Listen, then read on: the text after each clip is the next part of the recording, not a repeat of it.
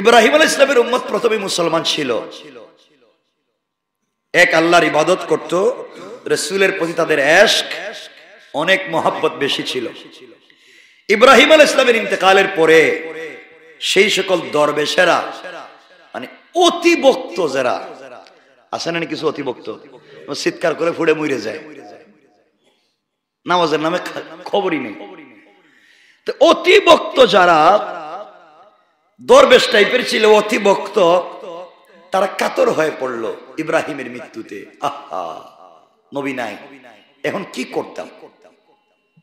এমন সময় অজানা, অচিনা, অপরিচিত একজন ভদ্রলোক আসলো, এসে বলল, আপনারা ইব্রাহিম আলাইহিস সালামের বিয়োগ ব্যথায় কাতরাচ্ছেন, কষ্ট পাচ্ছেন, কষ্ট নিয়েন না।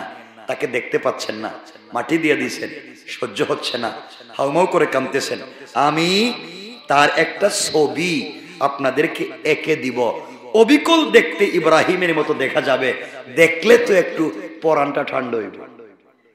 কথা কন না, কত সুন্দর কথা বলছে আয়েশা, কি ভদ্রতার সহিত বলছে। দেখেন না, বাপ ইন্তেকাল করেছেন, কত কষ্ট, বাপের একটা ছবি থাকলে দেখে দেখে কান্দে, মানে এভাবেই তো হয়, কি বলেন আপনারা? তারা বলল, ঠিক আছে, আপনি এই কাজটা করতে পারেন। এই অচেনা, অজানা, অপরিচিত লোকটা ইব্রাহিম আলাইহিস সালামের মতো করে সুন্দর করে একটা ছবি আঁকিয়ে দিল। এই ছবি এঁকে দেওয়ার পরে সেই ছবির দিকে তাকাইয়া যারা ইব্রাহিমকে সরাসরি দেখছেন, তারা ছবির দিকে তাকাইয়া দেখে হুবহু তো ইব্রাহিমের মতোই দেখা যায়। তাদের যখন কষ্ট লাগে, দৌড় দিয়া এই ছবিটা একটু দেখতে আসে, তো ভাল লাগে। কি বলেন আপনারা? আপনারা তো মাঝে মাঝে দেখি ছবি বুকে লাগায় কান্দেন, ভাব জন্মান। আমার বন্ধুগণ, গভীর মনোযোগে ভাবে চলতে লাগলো। ইব্রাহিম আলাইহিস সালাতু ওয়াস সালামের সেই আকাশ ছবিটা দেখে দেখে তারা ব্যথা উপশম করতে লাগলো, শান্ত হতে লাগলো। এভাবেই চলতে লাগলো। বিভিন্ন জন এই ছবিটার আকৃতি তার কাছ থেকে নিয়ে বিভিন্ন ঘরের ভিতরে রেখে দিল সওয়াবের নিয়তে। যখনই কষ্ট লাগবে এদিকে একটু তাকায় দেখবো ইব্রাহিম তো আছে, তারা ঝুলিয়ে দিল এবং দলে দলে লোক এসে ছবি দেখতে লাগলো, মন জোড়াতে লাগলো। আর ভক্তি এবং শ্রদ্ধায় ছবির দিকে তাকাইয়া তারা কান্না করে করে দিলকে সান্ত্বনা দিতে লাগলো। কেন করতেছে? ভালোবাসায়। কেন করতেছে? আবেগ আর ভালোবাসায়, যে আর দেখতে পারতেছি না, কতদিন হয়ে গেল, দেখলে একটু ভাল লাগে, এই আবেগ নিয়ে তারা এই কাজ করতে লাগলো। এখানে তারা মনে করতো না সওয়াব হবে না আযাব হবে, এটা বড় কথা নয়, বড় কথা হলো মনের শান্তি মিলে এখানে রাখলাম, দেখলেই তো ভাল লাগে।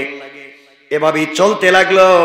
কিন্তু তাদের ইন্তেকালের পরে তাদের সন্তানেরা যখন আসলো, যেই বয়সে তারাই কাজ করলো, এই প্রজন্মের পরে যখন আরেক প্রজন্ম আইসেনি, এই প্রজন্মে আসার পরে তারা দেখলো এই ছবিটা, দেখলো কি ব্যাপার, দাদা বাবারা ছবিটা কেন রাখছে। তারা এসে এই ছবির মতো হুবহু আরো কতগুলা ছবি বানাইয়া সওয়াব হবে মনে করে যার যার ঘরে লটকাইয়া দিল। যে আমাদের দাদারা কেন করছে জানি না, এরা তো করছে আবেগের ঠেলায়, আর এখন এরা শুরু করতেছে সওয়াবের নিয়তে। কথা বুঝছেন? এই প্রজন্ম ঘরে ঘরে সওয়াবের নিয়তে ছবি লাগাইয়া দিল। কিছুদিন পরে এই প্রজন্ম মরে গেল, এর পরের প্রজন্ম আসলো, মানে তৃতীয় প্রজন্ম, মানে নাতির যুগ। বুঝছেননি? নাতির যুগ এসে দেখলো আমাদের বাবার এই ছবির দিকে তাকাইয়া হাউমাউ করে কান্ত, ব্যাপার কি?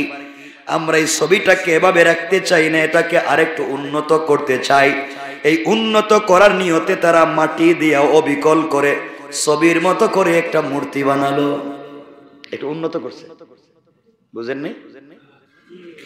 এরা এসে উন্নত করল, ছবির মতো করে মূর্তি বানিয়ে রেখে দিল এবং তারা এখানে শ্রদ্ধা নিবেদন করতে লাগলো। তাদের ভাল লাগে, কিন্তু বাবারা, চাচারা, দাদারা কেন এটা বানাইছে তারা জানে না। এই প্রজন্ম মূর্তি বানায়া শ্রদ্ধা নিবেদন করে মরে গেল। চতুর্থ প্রজন্ম আসলো, এরা চিন্তা করলো বানাইছে কেরে জানি না। এরা সম্মান মনে করে, সম্মান দিতে মনে হবে মনে করে তারা এই মূর্তিতে সাজদা শুরু করলো। নাউজুবিল্লাহ বলেন। কে মনে করে? সম্মান, সম্মান দিতে হবে মনে করে সাজদা শুরু করলো। কিন্তু সম্মানের সাজদা হারাম।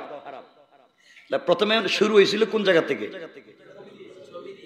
ভক্তি দিয়ে, ব্যথা দূর করার জন্য, চক্ষু শীতল করার জন্য থাকলো। সোয়াবো না, আজাবো না, কিচ্ছু না, দেখলে ভাল লাগে। এখান থেকে শুরু হয়েছিল। আর এখন আইসে কই? সেজদা। এখন আইসে কোথায়? এই প্রজন্ম এক সময় মরে গেল। এর প্রজন্মের পরের প্রজন্ম আসলো, এসে দেখলো বাবারা দেখছি এখানে সেজদা দে, দাদাদেরকে দেখছি সেজদা দে, মায়েদেরকে দেখছি সেজদা দে। কেন দে জানি না। এরা মনে করছে এটাই বোধহয় ইবাদত। এরপরে তারা শুরু করলো ইবাদত মনে করে সেজদা। যখন সম্মান মনে করে সেজদা দিয়েছিল, এটা হারাম ছিল, শিরিক ছিল না। কারণ হারাম ছিল, শিরিক নয়, এই জন্যে যে এখান ইবাদত ছিল না। এখন এই পঞ্চম প্রজন্ম এসে যখন সেজদা শুরু করলো, তারা সম্মান শুধু নয়, ইবাদত মনে করে সেজদা শুরু করলো। আর আল্লাহ ছাড়া অন্য কাউকে ইবাদত মনে করে সেজদা করা হারাম। আর যারা সেজদা করে তারা মুশরিক হয়ে যায়। সুতরাং পঞ্চম প্রজন্ম এসে ইব্রাহিমের মূর্তিতে সেজদা দিয়ে ইবাদত মনে করে তারা যে কাজ করলো, সেটা ভালো কাজ না শিরকি কাজ? সবাই বলেন। এই আরম্ভ হইল এখন সেজদা দেওয়া, চলতে আছে আজ পর্যন্ত। হাজার হাজার বছর কেটে গেল, চলতে আছে, চলতে আছে। এইভাবে হাজার হাজার বছর চলে যাওয়ার পরে নবীও আসেন না। তাদের কপালেও আর কোনো সময় কোনো হিদায়াত জুটতেছে না। আস্তে আস্তে আস্তে আস্তে করে চলতে লাগলো। আমার বন্ধুগণ, আমি বুঝাতে চাই, প্রথমে যা শুরু করেছিল শেষে তা আছে। কথা বলেন। এভাবেই কিন্তু বিদআত শুরু হয়। আমরা শিরিক বাদ দিলাম। শয়তান মানুষের শিরায় শিরায়, রক্তে রক্তে বিচরণ করে সঠিক কাজকে বিতর্কিত করবার জন্য অসতর্কতামূলক ভাবে এইভাবে আমাদের কাছে নিয়ে আসে। এক সময় বড় হুজুরের সামনে পাবলিক দাঁড়াইছে সম্মান দিয়া, যে হুজুরের সামনে কেমনে চেয়ারে বইতাম, এটা তো বড় ইজ্জতের ব্যাপার, বেয়াদবি, বসতো না। এখন দাঁড়াইয়া রইছে, দাঁড়াইলে মনে সোয়াব হইব, হুজুরের সামনে কি আর বসা যায়? দাঁড়াইলে সোয়াব হইব। এখন গুনাহ হইছে না সোয়াব হইছে? গুনাহ। কারণ সে আস্তে আস্তে করে কোন কাজ ইসলামে ইবাদত মনে করে বাড়িয়ে দেওয়া, এটা হারাম। কি কথা বলেন না? সবাই বলেন হারাম। কেন বললাম? উলামায়ে কেরাম বলেন বিদআতুন লিদ্দিন এবং বিদআতুন ফিদ্দিন। এটা লিদ্দিন এবং ফিদ্দিন বুঝতে হবে। বিদআতুন লিদ্দিন জায়েজ, আর বিদআতুন ফিদ্দিন না জায়েজ। এখানে এই দুটো শব্দ বুঝতে হবে, জন্যে এবং মধ্যে, এই দুটার পার্থক্য আপনাদেরকে বুঝতে হবে। বিদআতুন লিদ্দিন জায়েজ, যেমন ইসলামের মৌলিক বিষয়কে অক্ষুণ্ণ রেখে,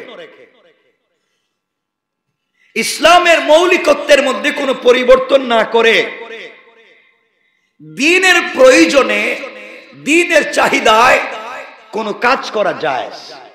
যেমন মাইক্রোফোন, দ্বীনের প্রয়োজনে, কল্যাণের জন্য, ইসলামের মৌলিক বিষয়কে বিতর্কিত না করে এখানে কথা বলে দ্বীনের দাওয়াত দেওয়া না জায়েজ, না জায়েজ। মাইক ছাড়া যেভাবে কথা বলা যাইতো, মাইকে কি এভাবেই কথা বলতেছি না আলাদা? এভাবেই না আলাদা? আলাদা না এভাবেই? একইভাবে এখানে ইসলামের কোনো বিতর্ক হয় নাই। আপনি মাদ্রাসায় পাঠ্যপুস্তক চালু করলেন, নামাজের টাইম এখানে লিখে দিলেন। এগুলার মাধ্যমে ইসলামের মধ্যে কোনো জিনিস বাড়ানো হয় না, কমানো হয় না, বরং দ্বীনের প্রয়োজনে সহজতর চলার জন্য কিছু কাজ করা। কথা বুঝতে পেরেছেন? এটাকে বলে বিদআতুন লিদ্দীন। দ্বীনের প্রয়োজনে যুগ বিয়োগ না করে কোনো কাজ করা। আর বিদআতুন ফিদ্দীন, ইসলামের মধ্যে অতিরিক্ত করা না জায়েজ। যেমন কবরে মোমবাতি জ্বালানো, হ্যাঁ বলেন, উপরে জ্বালায় লাভ কি? অন্ধকার কি উপর না নিচ? সবাই বলা লাগবে। অন্ধকার কি উপর না নিচ? উপরে জ্বালাইছেন কেন? তো ভিতরে জ্বালাই দিবেন। আপনাদেরকে বোঝাবার জন্য শুধু বলছি, আপনারা বুঝবেন কোনটা জায়েজ আর কোনটা না জায়েজ। আপনি কেন করলেন? আপনি আগরবাতি জ্বালায় দিলেন, গোলাপ জল ছিটাইলেন, যেই বেচারার দরকার হে কই? যারা দিতেছেন উনি কই? নিচে। আপনি দিতেছেন কই? উপরে তার কিছু আছে, এটা তো মাটি অথবা পাথর, হে তো ভিতর, তাহলে দিবেন তো তারে। কথা বুঝেন নাই? তাহলে উপরে এটা দেওয়ার মাধ্যমে যারে দিলেন তার কোন উপকার হইছে? তাহলে দিলেন কেন? কেন? কথা বলতে গেলে তো লম্বা হয়ে যাবে, বলতে চাচ্ছি না, অনেক লম্বা। শোনেন না কেন বলতেছি। এরপরে আপনারা এখানে গিলাফ চড়াইয়া দিলেন, উপরে গিলাফ চড়াইয়া দিলেন, কবরে সমবেত হইয়া যা মন চায় তা করলেন। ওগুলার বলতে চাই না। বলতে বলতে বললাম কবরে আপনারা ফুল দিলেন, ফুল দেয়নি কেন? দেন তো শ্রদ্ধা কারে দিলেন? আপনারা সত্য নিজেরাও জানেন যে 2-4-5 মাস পরে কবরে কিছু থাকে। আপনারা জানেন আরব দেশে বা পৃথিবীর বিভিন্ন কান্ট্রিতে তারা 5-6 মাস পরে খুদে সব ফালাইয়া দেয়, খালি করে আরেকজন দেয় নাকি? এর অর্থ হলো এখানে কিছু। সবাই বলেন না, আবার বলেন, সবাই বলেন। তাহলে উপরে কি দিলেন? আচ্ছা আচ্ছা, আমি একটা কথা বলি শুনুন। আমি না, আমার কথা বললে আপনারা আবার কি বলবেন? আবার কথা বলতেছে, আমার কথা বললে আবার বলবো আমি ভাব ধরছি মনে হয় না। আমি আবার খুব সতর্ক। আপনারা ধরেন 1000 টাকা দামের আতর ব্যবহার করেন। কয় হাজার টাকা? সবাই বলেন। 1000 টাকা দামের আতর আপনারা ব্যবহার করেন, অভ্যস্ত। আপনি সব সময় আপনি সচেতন মানুষ হিসাবে আপনি এটা করে থাকেন, ভাল লাগে। মানে আমি 5 টাকা দামের একটা আতর নিয়ে আপনার হাতে ঘষায় দিলাম, আপনার খুব ভাল লাগবে না খারাপ লাগবে? সবাই বলেন ভাল লাগবে না খারাপ লাগবে? সবাই বলেন ভাল লাগবে না খারাপ লাগবে? কেন খারাপ লাগবে? আপনি অভ্যস্ত 1000 টাকা দামের আতর ব্যবহার করে, 5 টাকা দামের আতর দিলে তো ভাল লাগবে না, গন্ধ লাগবে, ঠিক কিনা? আপনার ভাল লাগবে না খারাপ লাগবে? যারা কবরে চলে গেছে তারা যদি জান্নাতি হয়, আল্লাহ তাদেরকে জান্নাতুল ফিরদাউসের মিশকে আম্বর সম্বলিত ফুল দিয়া তাদের কবরকে সাজাইয়া রাখছেন। তুমি 2 টাকা দামের ফুল উপর দিয়ে লাভ কি? এটা তাদের বিরক্ত লাগবে। আমার বডিতে তো কোটি টাকা দামের ফুল আল্লাহ দিছে, তুই 5 টাকা দিয়ে আমার লাভ কি? ঠিক কিনা জুড়ে বলেন? হেরা তো দামি ফুলের ভিতরে আছে। আমি মিথ্যা বললাম? তুমি আবার এই ফুল দিয়ে লাভ কি? কারণ এর বিরক্তির কারণ, আমার কাছে তো দামি জিনিস আছেই, তুমি কম দামি দিবা কেন? সুতরাং ইসলামের ভিতরে এই অযৌক্তিক, অসমীচীন, অসৌজন্যপূর্ণ কোন কাজ ইসলাম কখনো সমর্থন করে। আমার মনে হয় আমার কথা বুঝাতে পেরেছি না বুঝাতে পারিনি জানি না, আপনারা বুঝছেন নি, আমার কথা কষ্ট পাইছেন নি? এটা হচ্ছে ধর্মীয় বিশ্বাস এবং ধর্মীয় ফয়সালা। আপনি মানবেন নাকি মানবেন না সেটা আপনার একান্ত ব্যাপার। আপনি মানবেন না হয় মানবেন না, আপনি চলবেন না হয় চলবেন না, আপনি দিবেন না হয় দিবেন না, সেটা আপনার একান্ত ব্যাপার। কিন্তু ধর্মীয় ফয়সালা হলো যারে দিতেছেন হে যদি জান্নাতি হয়, আমরাই তো বলতেছি কবর হয়তো জান্নাতের টুকরা আর না হয় জাহান্নামের গর্ত। আমরাই তো দোয়া করি, আল্লাহ এর কবরের সাথে জান্নাতের কানেকশন ফিট করে দাও, জান্নাতের পোশাক পরাইয়া দাও, জান্নাতের বিছানা বিছাইয়া দাও, জান্নাতের খাবার দিয়া দাও। বলি কি বলি না? সব বললাম ঠিক। আর আমরা আল্লাহরে কইলাম তুমি ভালো ভালো খাবার দেও, আর আমরা যখন দিতে গেলাম তখন ফসা ফুল লইয়া গেল। ঘটনা কি? আপনি বললেন আল্লাহরে ভালো জিনিস দিতে, আর আপনি দিতে পারেন না কেন? ওখানে বোঝা গেল আপনি ওখানে দিতে ব্যর্থ। সুতরাং আপনি যখন ওখানে দিতে ব্যর্থ, আপনি শুধু তার জন্য যেটা করতে পারবেন, ওখানে গিয়ে যেটা পৌঁছবে সেটা হলো দোয়া।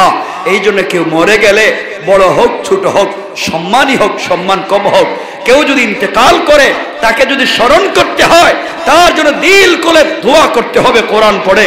এই সওয়াব আল্লাহ কবরে পৌঁছে দিবেন। হয়তো রসিলায় কোনো কষ্টে থাকলে আল্লাহ তাকে মাফ করে দেবেন। সুবহানাল্লাহ পড়েন। আপনারা বুঝছেন নি আমার কথা? না এখানে আপনাদের কোনো অসুবিধা হইতেছে না? কোনো বুঝলেন না? এখন বুঝছেন নি পুরোপুরি? আচ্ছা, কেন বললাম? সুতরাং এই জায়গায় ইসলামকে আমাদেরকে সঠিক পথে ফলো করতে হবে। আরেকটু সহজ করে বলে দিই।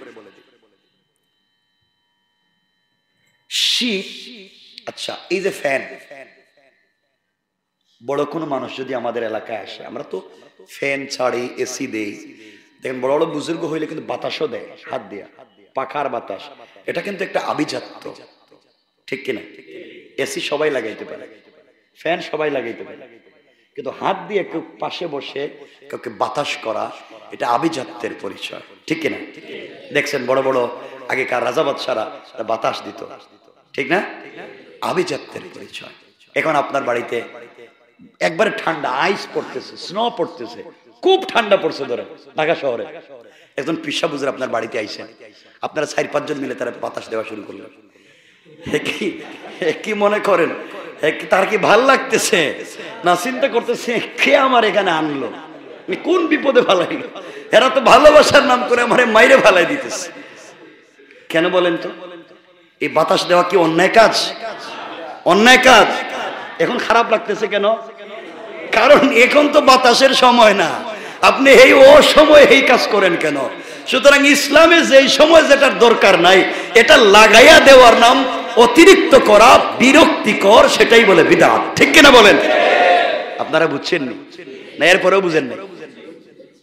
ডাক্তার আপনার বলল যে প্রতিদিন গ্যাসের ওষুধ খাইবা একটা 20, যে কোনো একটা গ্যাসের ওষুধ 20 একটা খাইবা, প্যারাসিটামল একটা খাইবা, বেশি খাইও না। আপনি চিন্তা করলেন কয়দিন খাইতাম? বলে 15 দিন। দূর, এত সময় নেই, আজকে সবগুলো 15টা একসাথে খা ফেলেন। বলেন তো রোগ কি কমবে? কমবে কেন? কেন? ও যে আপনি নিয়ম এবং প্রেসক্রিপশনের উল্টা গেছেন, ঔষধ ঠিকই খাইছেন, নিয়মের উল্টা। লাভ হবে না ক্ষতি হবে? ক্ষতি হবে। আল্লাহ যে প্রেসক্রাইব করেছেন, যে প্রেসক্রিপশন দিয়েছেন, আমাদেরকে যা বলে দিয়েছেন, এর বিপরীতে ভালো কাজ করলেও সওয়াব তো হবে না, উল্টা গুনাহ হবে, ঠিক কিনা বলেন? এতটুকুন বুঝছেন না? বুঝেননি? আপনি সফরে গেলে, আরো বুঝাই সংক্ষেপ করে করে, বেশি বলা যাবে না। আপনার অতিরিক্ত মহব্বত, আপনি সফরে গেছেন কোন জায়গায়, সফরে যাওয়ার পরে, সফরে গেলে 4 রাকাত নামাজ কয় রাকাত পড়তে হয়? আপনি বললেন ধর 4 রাকাতই পড়ো, দরকার হলে 2 রাকাত বাড়াইয়া পড়ো। আচ্ছা বলেন তো, বলে কেন? আমার তো শরীরে কোনো ক্লান্তি নাই, আমার খারাপ লাগতেছে না, সফর করে আইছি ঢাকা থেকে চিটাগাং, 25 মিনিট 24 মিনিট লাগছে ফ্লাইটে, ঢাকা থেকে সিলেট, কষ্ট হওয়ার তো কোনো কারণই নাই, আমি কেন আবার 2 রাকাত পড়বো? আমি 4 রাকাতই পড়বো। সওয়াব হওয়ার কোনো সম্ভাবনা আছে? কথা বলেন না কেন? কেন নাই? আল্লাহর হুকুম এখানে নাই। আল্লাহর হুকুম 2 রাকাত, রাসূলের তরিকা 2 রাকাত। তোমার ভাল লাগুক আর না লাগুক, তোমার ক্লান্তি থাকুক আর না থাকুক, আল্লাহ বলছেন 2 রাকাত বাড়াবার তোমার কোনো অধিকার, বলেন না অধিকার? এটার নাম ইসলাম, এটার নাম ইসলাম। এটাই স্বচ্ছ। আপনার ভাল লাগুক আর না লাগুক, আপনি এটা করতে যাবেন না। ইসলাম যতটুকুন বলছে ততটুকু, ইনশাআল্লাহ। আমার কথা আপনারা বুঝেন কিনা আমি বুঝাইতে পারতেছি না, কষ্ট হচ্ছে কিনা তাও বুঝতেছি না, আপনাদের খারাপ লাগতেছে, কারো মনে কোনো প্রশ্ন আসছে থাকলে বলেন। প্রশ্ন?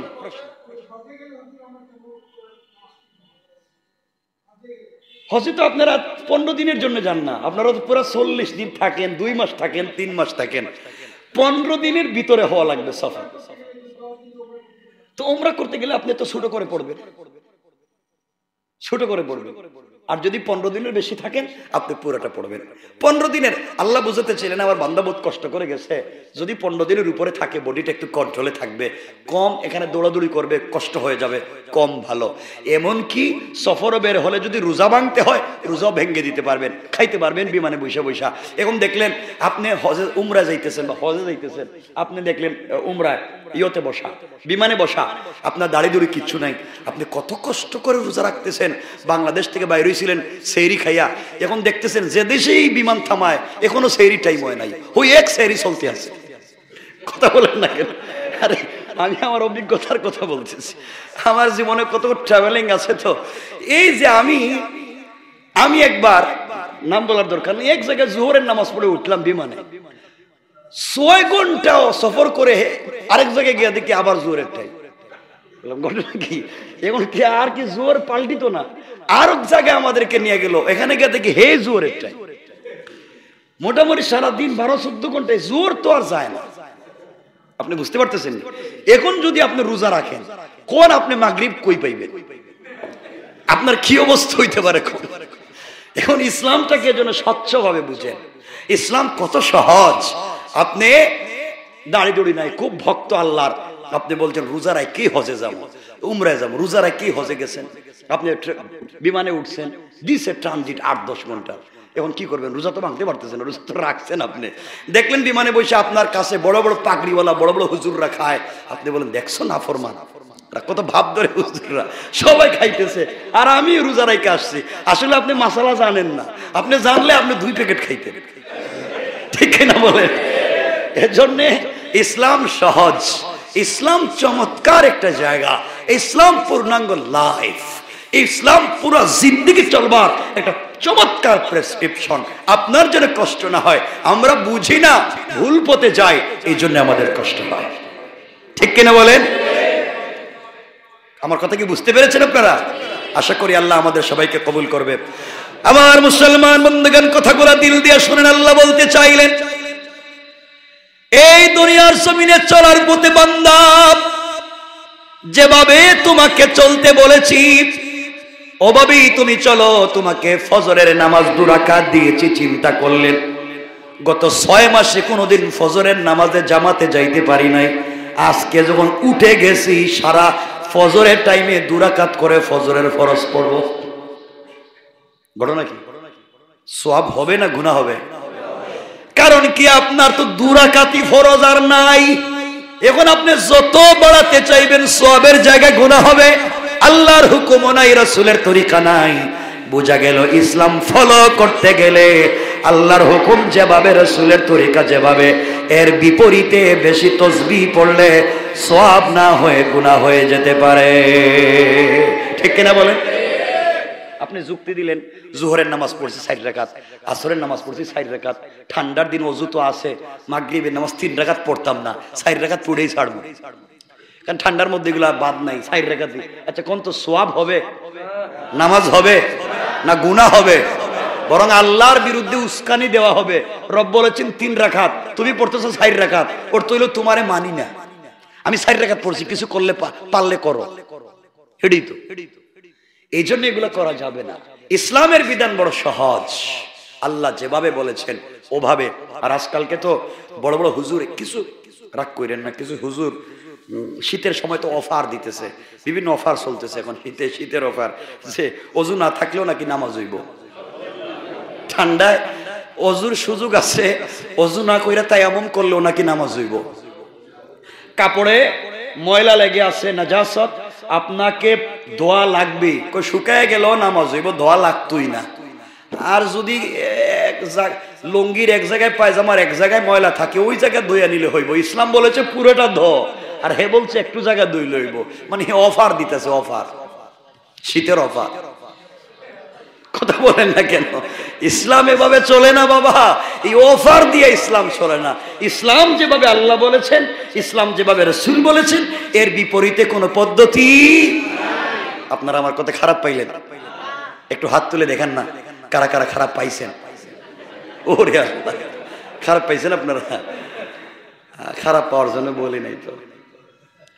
আল্লাহ যদি বাঁচায় রাখে আমরা এই ব্যাপারে কথা শুনবো ইনশাআল্লাহ। আল্লাহ আমাদেরকে কবুল করুক, আল্লাহুম্মা আমিন।